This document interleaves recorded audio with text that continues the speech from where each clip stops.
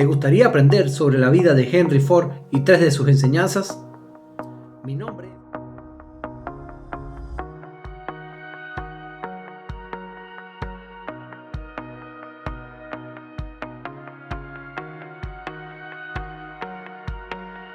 Mi nombre es Pablo Piñero, mentor en creación de metas, y hoy quiero enseñarte tres enseñanzas de la vida de Henry Ford, que sé que si las aplicas cambiará tu vida. ¡Comencemos!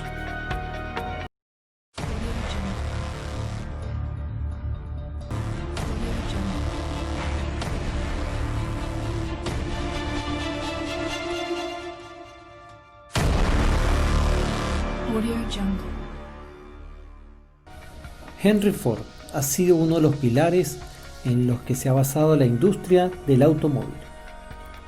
Henry Ford nació el 30 de julio de 1863 en Michigan. Su padre, William Ford, había llegado como migrante al nuevo continente, procedente de Irlanda. La familia Ford se dedicaba por esos entonces a la agricultura en una pequeña granja. El joven Henry creció en un ambiente rural junto a sus 5 hermanos.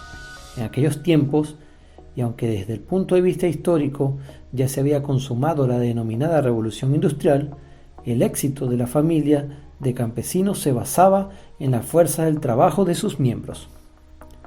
No obstante, Henry demostró desde su infancia un gran interés por la mecánica, y su padre, a pesar de la denominante cultura de la época, no se opuso a esa vocación.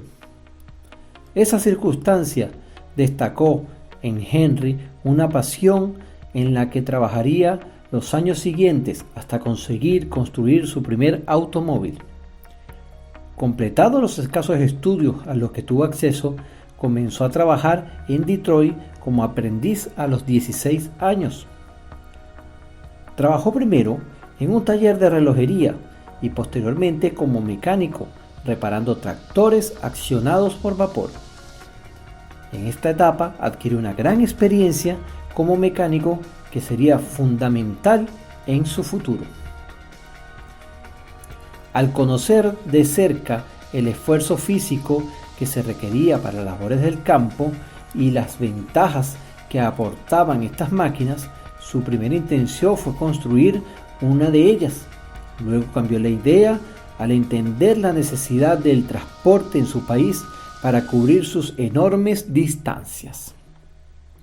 Su madre murió en 1876, lo que fue un duro golpe que lo dejó destrozado.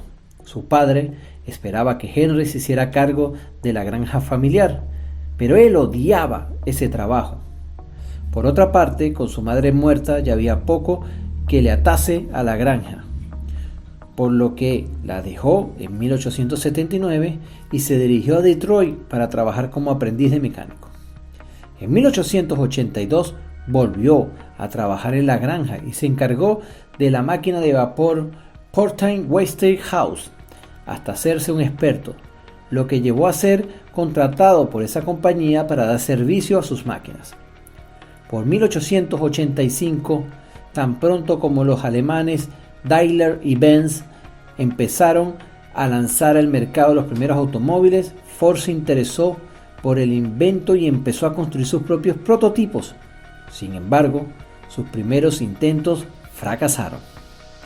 3 años después, en 1891, Ford volvió a instalarse en Detroit y entró a trabajar como mecánico en la Edison Illumination Company. Y tras su ascenso a ingeniero jefe en 1893, comenzó a tener suficiente tiempo y dinero para dedicarlo a sus propios experimentos con motores de gasolina y a la construcción del que sería su primer coche sin caballos.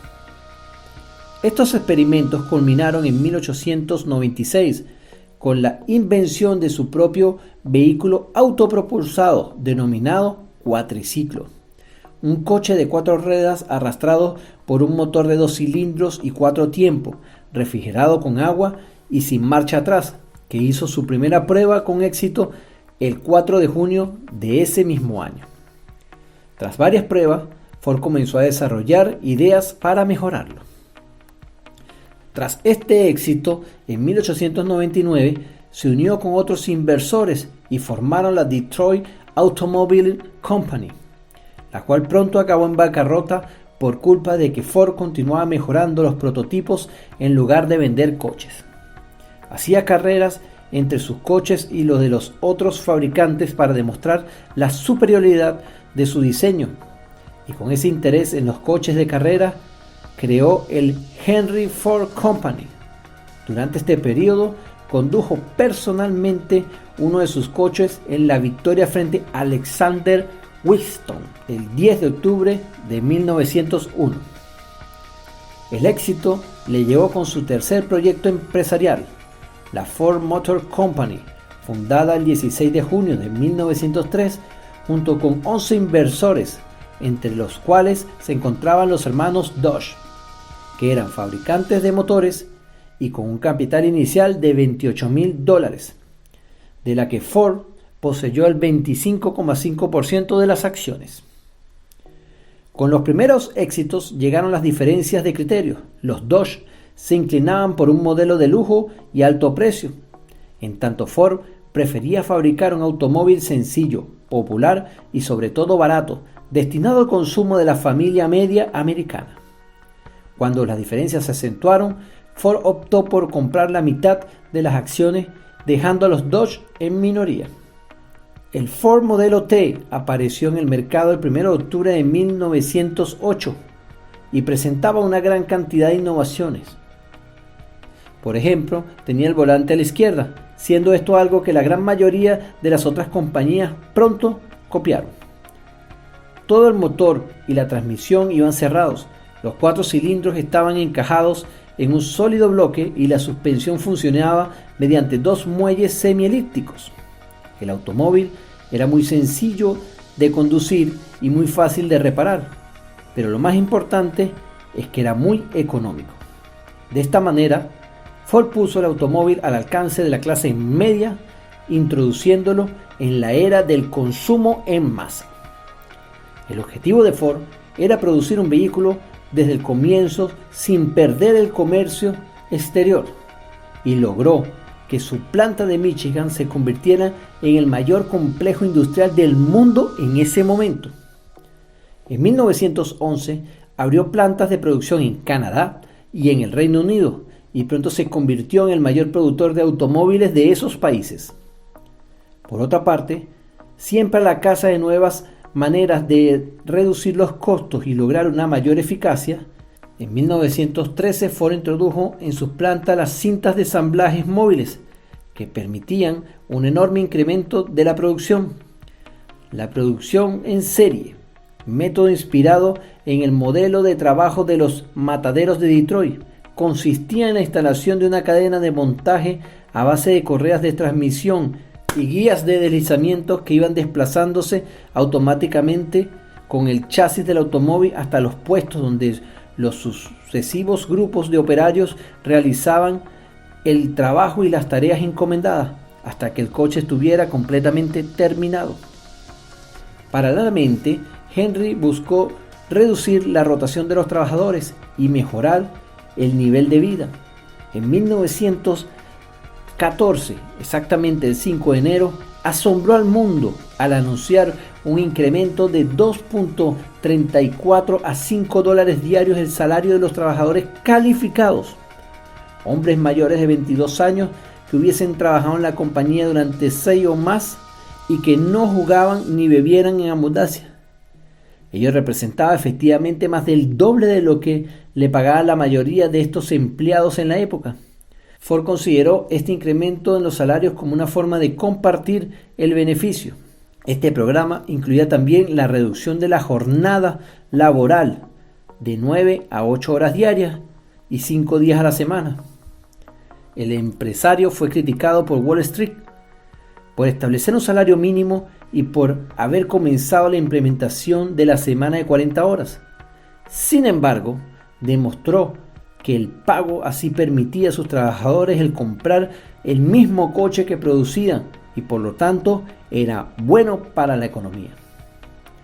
El objetivo de la eficiencia suponía contratar y mantener a los mejores trabajadores y esa táctica de ofrecer los mejores salarios le resultó inmensamente provechosa cuando los mejores mecánicos de Detroit comenzaron a cambiarse a su empresa, trayendo con ello capital humano y experiencia, lo que permitió incrementar aún más la productividad y reducir los costos de formación. Ford lo denominó motivación salarial. Las ventas se disparaban y cada año se iban batiendo los récords del año anterior. En 1913, Ford ya era capaz de poner en la calle 25.000 unidades anuales y a partir de 1914 sobrepasaron los 250.000 vehículos. 2 años después, la mitad de los coches que había en los Estados Unidos eran modelo T de Ford. El modelo Ford A fue construido hasta 1931, con una producción total de unos 4 millones de automóviles. La compañía adoptó un modelo de modificaciones anuales de producción, similar a la que hoy en día se realiza. Para 1932, Ford producía 1/3 de toda la producción mundial de automóviles. Ford sufrió un ataque al corazón en 1938, tras el cual cedió la presidencia de su compañía a su hijo.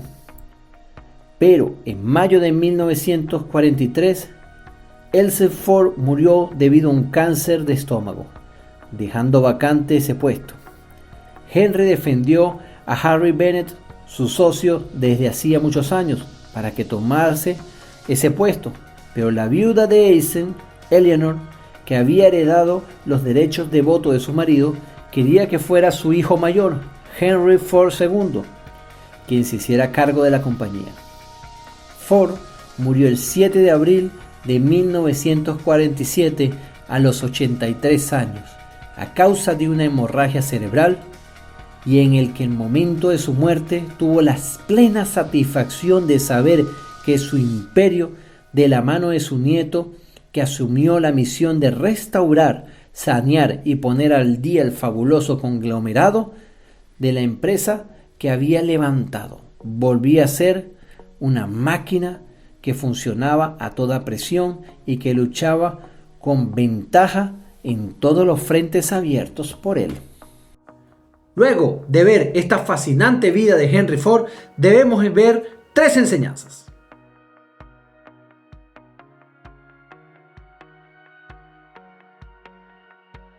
Primera lección. Henry Ford nos indica que imposible es no haber encontrado la solución. Dentro de sus enseñanzas y dentro de su vida, podemos ver cómo Henry evolucionó en cada una de sus ideas, y aun cuando sus colaboradores le dijeron que era imposible generar algunos resultados, él siempre mantuvo una idea clara y precisa de cuáles eran sus metas, y así pudo lograr cada una de las cosas, aun cuando siempre le dijeron que era imposible.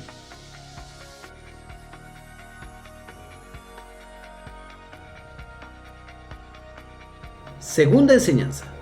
Henry Ford decía que los obstáculos son aquellas cosas espantosas que ves cuando apartas tus ojos de las metas. Ten tu meta clara, ten tu meta bien definida, traza un plan para lograrlas y ten seguridad de que vas a lograr cada una de tus metas si sigues esos pasos lógicos y si no te apartas de tu meta principal. Olvida esos obstáculos, sortéalos y con paso firme llega a tu meta principal. No olvides que el que persevera alcanza.